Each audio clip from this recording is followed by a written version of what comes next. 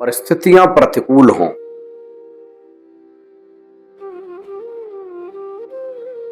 साथियों का साथ न मिले, जब सगे संबंधी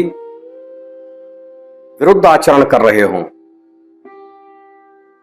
जब चारों ओर निराशा और संकट का माहौल हो,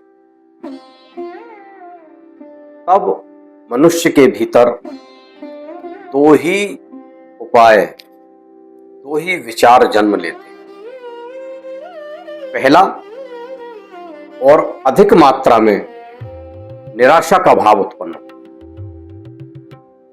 निराशा और हताशा का भाव जब उत्पन्न होता है तब वो व्यक्ति अपने जीवन को हार समझने लगता है, परिस्थितियों से लड़ने का साहस नहीं कर पाता,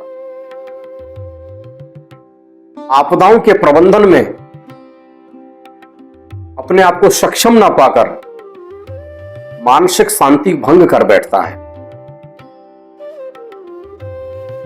और हताश और निराश मनुष्य केवल एक ही निष्कर्ष पर पहुंचता है कि जीवन का कोई अर्थ नहीं, और तब वह मनुष्य दुनिया से, परिवार से, नाते रिश्तों से, समाज से दूर होने लगता है और एकाकीपन में अवसाद, तनाव उसके मस्तिष्क पर भारी पड़ने लगता है, और ऐसी स्थिति में व्यक्ति आत्मघाती कदम भी उठा सकता है।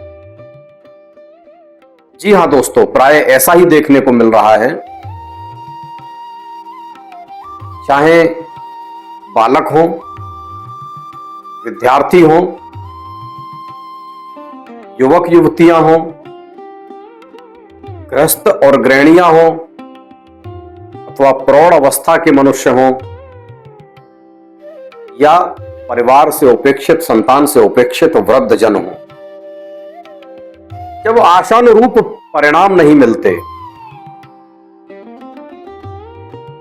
जब जीवन में कुछ ऐसे अवसर उपस्थित होते हैं कि हमारी आशाएं निराशाओं में परिवर्तित होने लगती हैं, जब परिणाम विपरीत दिशा में जाने लगते हैं, जैसे कि हम बालकों से प्रारंभ करेंगे। छोटे बच्चे को जब माता पिता का प्रेम नहीं मिलता, परिवार का प्रेम नहीं मिलता, जब हॉस्टल में या आया के सानिध्य में बात बात पर प्रताड़ना मिलने लगती है, क्योंकि वे माँ बाप नहीं है, दुलार और स्नेह नहीं करेंगे, वे अपनी बात मनवाने के लिए, शांत रखने के लिए प्रताड़ित करेंगे। जब प्रताड़ना मिलने लग जाए तब बालक मानसिक रूप से अवसाद में आ जाता है, डर के साए में जीता है, और ऐसी स्थिति में वो बच्चा न तो अपने माता पिता को कुछ बताता है, ना ही सामान्य बच्चों की तरह प्रसन्न रहता है। धीरे धीरे वह बच्चा मानसिक रूप से विकलांग होने लगता है। ठीक ऐसी ही परिस्थिति विद्यार्थियों के साथ भी है। बड़ी बड़ी उम्मीदें लेकर, बड़ी बड़ी प्रतियोगी परीक्षाओं की तैयारियां करने के लिए बड़ी बड़ी कोचिंग में बड़ी बड़ी फीस जमा करके बड़े अरमान से माता पिता उन्हें भेजते हैं। यह आवश्यक नहीं कि सभी बच्चे सफल हों, सबके अपने अपनी क्षमताएं हैं। जो बच्चे सफल हो जाते हैं वे आगे बढ़ जाते हैं, लेकिन जो बच्चे किसी कारणवश असफलता की ओर अग्रसर हो जाते हैं, चूंकि परिवार का प्रेशर है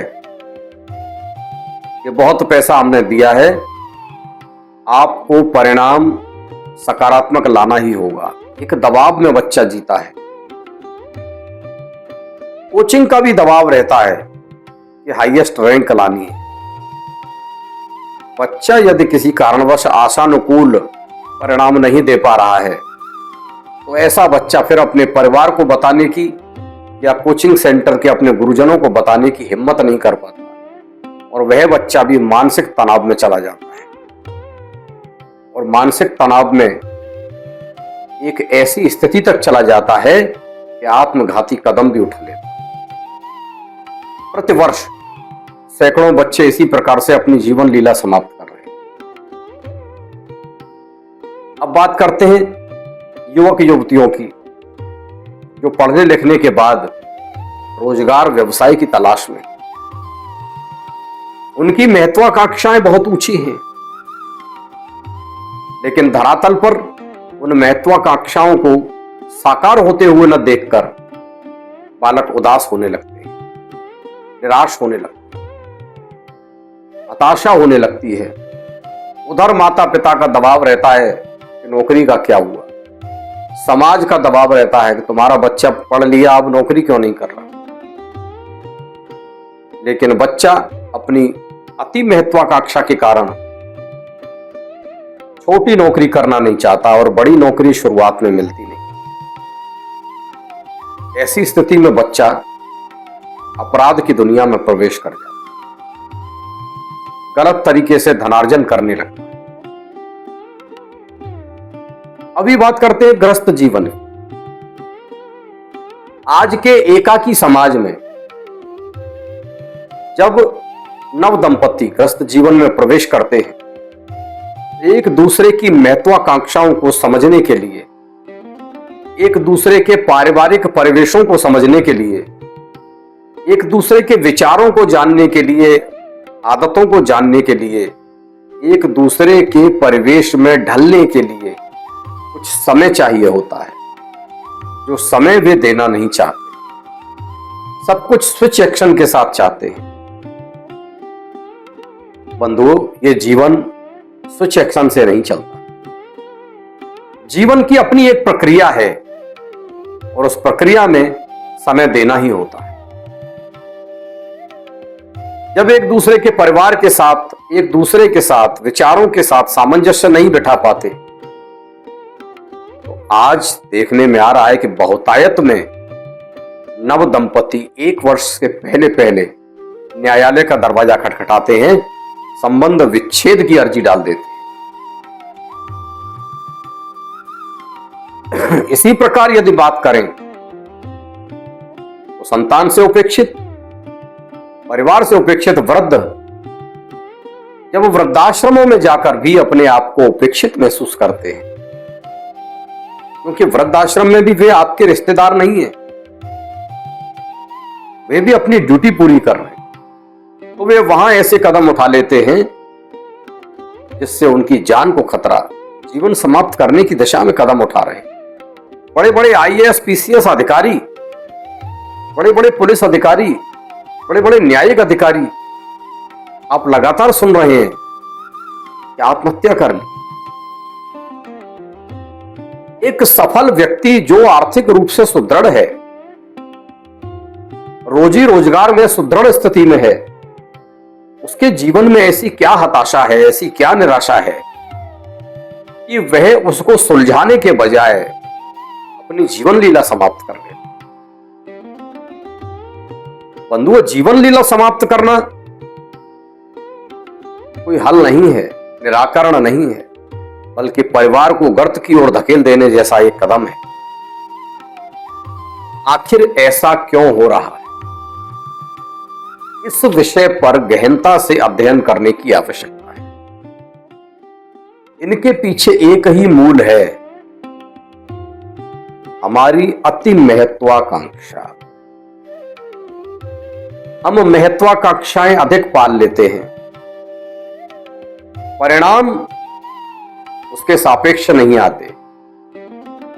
परिणाम जीवन शैली के अनुसार, जीवनचर्या के अनुसार, पुरुषार्थ के अनुसार, समय के अनुसार, भाग्य के अनुसार, प्रारब्ध के अनुसार आते हैं। हम अपने दिमाग को, मस्तिष्क के विचारों को प्रकृति के साथ जोड़ नहीं पा रहे, संतुलन नहीं बना पा रहे। हर चीज का जो समाधान है, त्वरित समाधान चाहते हैं। त्वरित समाधान कभी नहीं मिल सकता। धैर्य रखने की आवश्यकता है, साहस के साथ सामना करने की आवश्यकता है। शांत मन, एकाग्र चित्त के साथ विपरीत समय में आचरण करने की आवश्यकता है। सफलता अवश्य मिलेगी। सफलता का कोई शॉर्टकट नहीं है। सफलता के लिए संघर्ष करना पड़ता है, धैर्य रखना पड़ता है, सकारात्मकता रखनी पड़ती है, समय का इंतजार करना पड़ता है और प्रबल पुरुषार्थ साथ में करना पड़ता है, शांत मन के साथ। और इन सब के साथ अत्यंत आवश्यक जो चीज है वह है प्रभु पर भरोसा रखना। प्रभु पर भरोसा रखकर अपना कार्य कीजिए और निश्चित रूप से सफल होंगे। श्री हनुमान जी महाराज सीता मैया के अन्वेषण के लिए लंका जाते हैं। यात्रा प्रारंभ करते ही मां सुरसा से उनका साक्षात्कार हुआ। समुद्र में जो राक्षसी थी परछाई पकड़ करके पक्षी को गिरा लेती थी, उसने हनुमान जी को भी पकड़ा। उस पार जाकर उतरे तो लंकिनी से भेंट हो गई। लंका में प्रवेश किया तो राक्षसों से मुठभेड़ हो गई। अक्षय कुमार से युद्ध करना पड़ा, पूंछ में आग लगा दी गई। कितने संघर्ष भी उनके भी इस कार्य में आए, लेकिन याद रखें श्री हनुमान जी महाराज ने संघर्षों से हार नहीं मानी, साहस नहीं खोया, धैर्य नहीं खोया,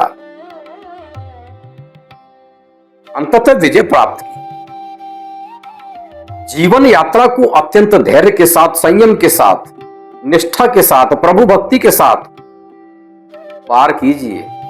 ऐसा नहीं है कि केवल समस्याएं आएंगी, आपके चारों तरफ यदि प्रभु में भरोसा है तो प्रभु के द्वारा भेजे गए कुछ व्यक्ति भी आएंगे जो आपके संपर्क में आकर उचित परामर्श देंगे। यदि उनके परामर्श पर आपने विचार किया और उस परामर्श पर आपने अपने मन मस्तिष्क को तैयार कर लिया, उस पर आपने चलना शुरू किया, तो निश्चित रूप से वे सफलता की ओर अग्रसर करते हैं। देखिए हनुमान जी की इस यात्रा में इतनी सारी परेशानियां आई, लेकिन प्रभु की कृपा भी थी। मेनाक पर्वत ने विश्राम का ऑफर दिया। सुरसा मां ने परीक्षा के बाद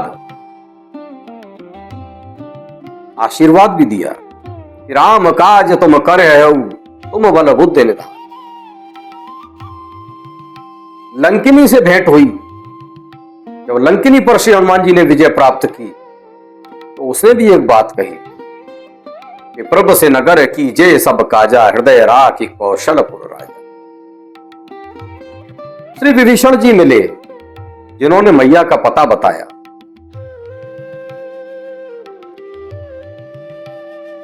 इसी प्रकार किसी भी रास्ते में जब हमें आपत्ति विपत्तियां मिलती हैं तो हमारा पूरा ध्यान उनकी ओर केंद्रित हो जाता है, जबकि उन्हीं की आड़ में प्रभु की कृपा से कुछ सज्जन पुरुष भी मिलते हैं जो कर्कश हो सकते हैं, क्रोधी हो सकते हैं, आत्मसम्मानी हो सकते हैं, लेकिन उनका परामर्श आपके हित के लिए होगा। तो जीवन को दृष्टा बनकर जीने की आवश्यकता है। जो भी मिल रहा है, जो भी आपके रास्ते में आ रहा है, उस पर विचार करें, शांत मन से विचार करें, उचित अनुचित का विचार करें और तब आगे बढ़े। संशय में न रहें, प्रभु पर विश्वास रखें, निश्चित रूप से जीवन में सफलता प्राप्त होगी। मैं आशा करता हूं कि आज की आस्थावाणी चैनल के माध्यम से आपके द्वारा सुनी गई ये वाणी आपकी आस्था को बलवती करेगी और आपकी आस्था बलवती होने के साथ ही जीवन की समस्याओं का निराकरण भी होगा। जय श्री राम।